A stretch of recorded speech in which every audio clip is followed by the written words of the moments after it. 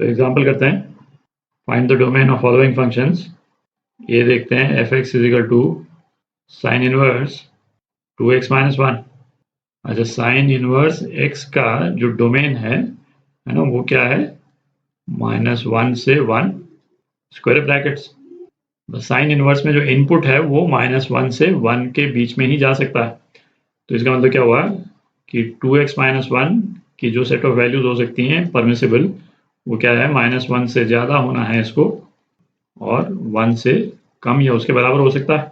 ठीक है, तो इनइक्वालिटी का ये वाला पोर्शन यदि अपन लेते हैं तो क्या आ जाएगा, x > 0 आ जाएगा। ठीक है, -1 कैंसिल आउट हो गया, x > 0।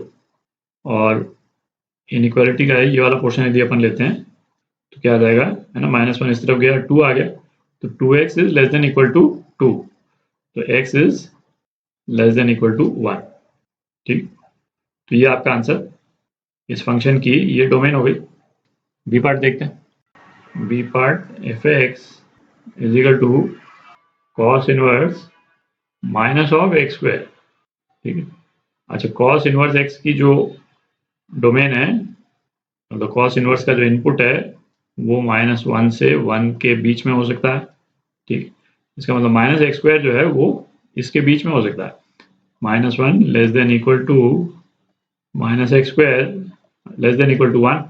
ठीक, तो इनइक्वालिटी का है ये वाला पोर्शन देखते हैं अपन, तो क्या है, -1 <= -(x²), है ना, या फिर x² - 1 <= 0, है ना, या फिर इसको क्या लिख सकते हैं, x - 1 x + 1 <= 0। तो ये हमारे पास में क्या आ जाएगा, x जो है वो -1 से ज़्यादा और 1 से कम होना चाहिए। ठीक है, सिंपल इनइक्वालिटी है तो अलग से इसको सॉल्व नहीं कर रहे हैं, है ना, ये तो स्ट्रेट फॉरवर्ड सॉल्यूशन है। तो एक सेट ऑफ आंसर तो अपने पास में क्या आ गया है, ये आ गया। अब ये दूसरी वाली इनइक्वालिटी है, ये देखते हैं, -(x²) > 1। तो अब देखें, ये लेफ्ट वाला जो एक्सप्रेशन है ये तो हर केस में नेगेटिव ही रहेगा, है ना, x की कोई भी वैल्यू डालें, नेगेटिव या पॉजिटिव, ये तो नेगेटिव ही रहेगा। तो इसका मतलब 1 से नीचे तो रहेगा ही, है ना, 1 से तो कम ही रहेगा ये लेफ्ट वाला एक्सप्रेशन, x की चाहे जो वैल्यू हो। ठीक है, तो इसमें हमारे पास में क्या आ रहा है, x belongs to all real. ठीक है, वो क्या है ना, ये सॉल्यूशन इंटरसेक्शन ऑफ ये दूसरा वाला solution, x belongs to all real. ठीक, तो अपना फाइनल आंसर जो है वो क्या हो जाएगा, ये हो जाएगा, -1, है ना, जो कि इनका इंटरसेक्शन है, कॉमन वैल्यूज, -1 <= x <= 1। ये आपका आंसर। तीसरा एग्जांपल करते हैं, f(x) = साइन इनवर्स √x - 1। तो इस फंक्शन की डोमेन निकालनी है अपने को। तो एक तो ये अंडर रूट फंक्शन के अंदर का जो एक्सप्रेशन है, ये एक्सप्रेशन, इसका पॉजिटिव होना जरूरी है, पॉजिटिव या 0। ठीक है, तो एक रेस्ट्रिक्शन तो अंडर रूट से ही आ जाएगा, बिना अभी अपन ये ITF नहीं देख रहे हैं, तो एक रिस्ट्रिक्शन जो है ये तो इसी से आ गया कि ये अंडर रूट के अंदर है ये एक्सप्रेशन, x - 1 > 0 होना चाहिए। इसका मतलब x जो है वो हर हाल में 1 से ज़्यादा होना चाहिए। ठीक है, अच्छा, अब क्या है, साइन इनवर्स के अंदर जो इनपुट जो जा सकता है वो -1 से 1 जा सकता है। तो जो दूसरे रेस्ट्रिक्शन जो है वो इससे आएंगे, इस कंडीशन से, -1 जो है वो √x - 1 से कम होना चाहिए और जो कि <1 होना चाहिए। ठीक है, अच्छा, तो इनइक्वालिटी का ये वाला पोर्शन अपन देखते हैं। तो अंडर रूट जो है वो हर केस में पॉजिटिव नंबर ही रिटर्न करता है ना, ये अपन डिस्कस कर चुके हैं पहले, प्रोवाइडेड इसके अंदर जो नंबर जो आ रहा है अंडर रूट के अंदर, यदि वो पॉजिटिव या 0 है तो वो 0 या एक पॉजिटिव नंबर ही रिटर्न करेगा, है ना। √9 जो है वो 3 के बराबर होता है, ±3 के बराबर नहीं होता है। और ऐसा क्यों नहीं है ना, अपन एक सेपरेट वीडियो में इसको डिस्कस कर चुके हैं। तो जो ये वाला एक्सप्रेशन है वो तो हर केस में पॉजिटिव या 0 आएगा। ठीक है, यदि x की वैल्यू अपन 1 से ज़्यादा या उसके बराबर लेते हैं तो ये या तो 0 आएगा या पॉजिटिव आएगा। तो ये वाला जो लेफ्ट वाला जो इनइक्वालिटी है वो तो हर हालत में वैलिड रहेगी। ठीक है, यदि x जो है वो > 1 है तो लेफ्ट वाली जो इनइक्वालिटी है वो तो होल्ड करेगी हर केस में, x की हर वैल्यू में, ठीक है।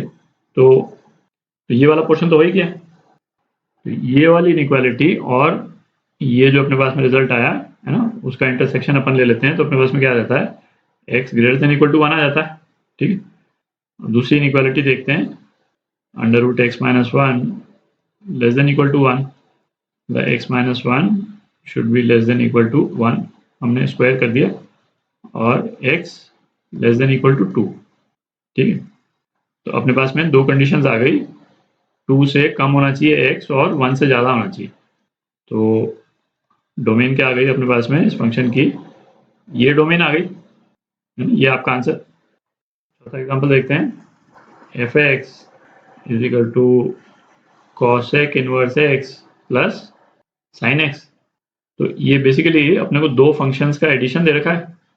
इसको फंक्शन 1 यदि मैं बोल दूं g1x, और ये फंक्शन क्या है g2x है, ठीक है। अच्छा, g2x क्या है, फंक्शन sin x।